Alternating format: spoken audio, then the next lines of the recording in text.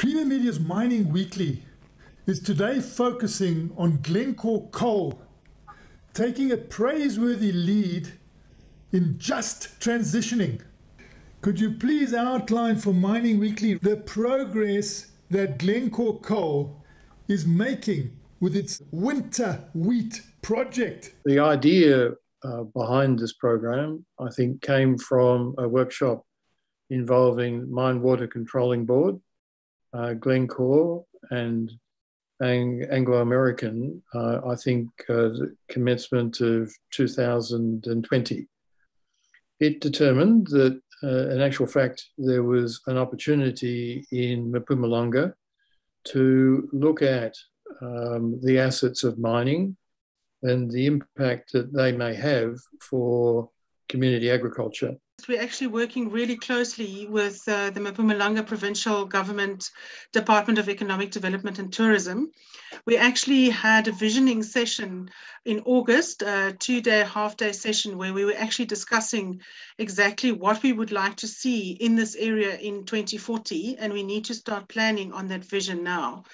And we have realized that the communication between public and private sectors are very, very important.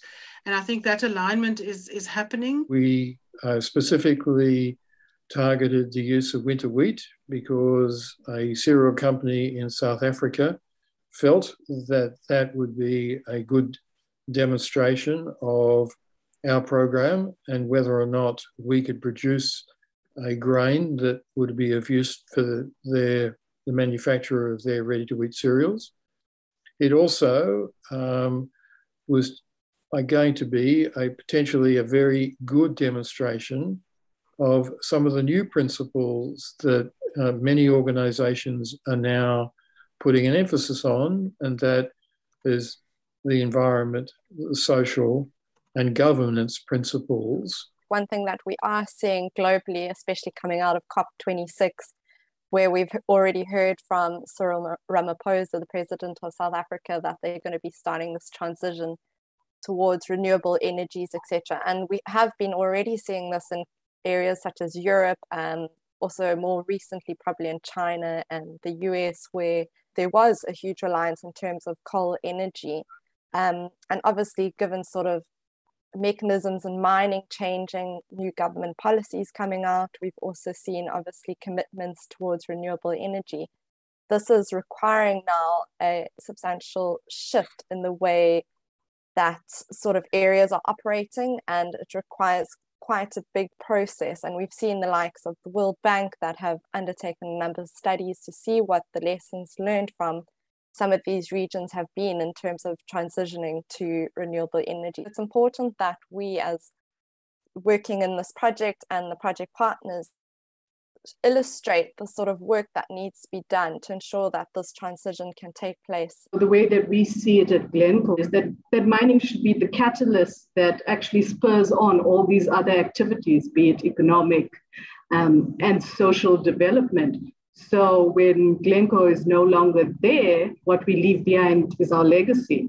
So that's what we're aiming for with this. We've been working closely with all our partners. We are assisting with on-the-ground execution of this project. Post-COP26, it's very clear that this has to happen, and it has to happen with urgency. This cohort is operating with urgent optimism. And I don't have the figures to hand around the world, but I know the figures in Australia. There's 60,000 abandoned mines in Australia alone. Just in one region of Australia, just in Western Australia, 341,000 acres of just land sitting there. So the vision is to take this and potentially blueprint the idea so that it can be used elsewhere, in other regions of South Africa, in other regions of Africa, and potentially in Australia and around the world. And one of the benefits is it doesn't create the problem of re-clearing land for ag. And if for whatever reason the crop isn't able for a particular mine site to be used for a disused mine site for food, well then, you know, it can be connected into biofuels, and we can look at other purposes. So I think it's a really exciting, fully COP26 aligned pilot. What important benefits do regenerative uses of coal land have for the communities of coal mining areas and for regional economies? We don't want ghost towns. Does this help? In my view, it does, because look, ultimately, the business of agriculture is that you're growing something, and more often than not, that then becomes the basis of happy people for the fact that they've got full tummies and they've got food security. If you pick your crops properly, you then have the opportunity to also supply product into industrial markets. And when you think about the volume of grain that are used by cereal companies, that could generate very substantial amount of opportunity and activity for farmers, and also create, I think, the ability to get into value addition by processing the grains, by milling and potentially making products from the grains.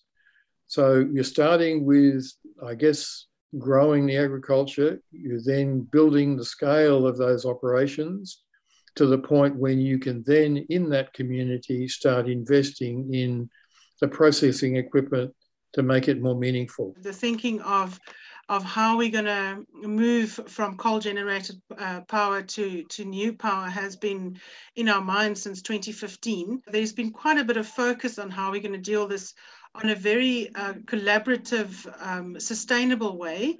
And so we're looking at all aspects, not just agriculture. We're looking at how we can expand ICT networks, how we can ensure that sanitation, health and sanitation forms part of this process. So we're looking at industry, agriculture, and making sure that they're all linked, that it would be sustainable in a circular economy. Just to provide that sort of global perspective, we're expecting a number of planned mine closures to be coming up in the next 10 to 20 years.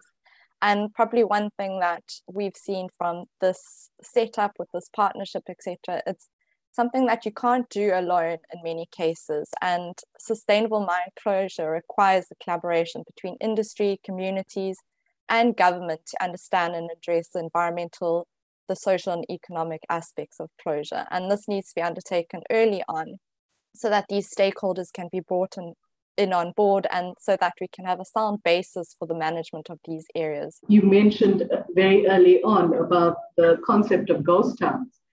And that's one of the things that we know happens, especially it has happened in the gold mining sector as well, where mining shuts down and then we're left with these ghost towns, because more often than not, it's the mining industry that takes on the responsibility. You start small, and with success such as we've been experiencing, there's every reason to suspect we could be building strong, vibrant industries well into the future based on bringing smallholder farmers into a solid knowledge of how to succeed with their agriculture, giving them access to the markets they need and the relationships that they require to scale that and effectively emerge with very large industry on the back of what was a very small start.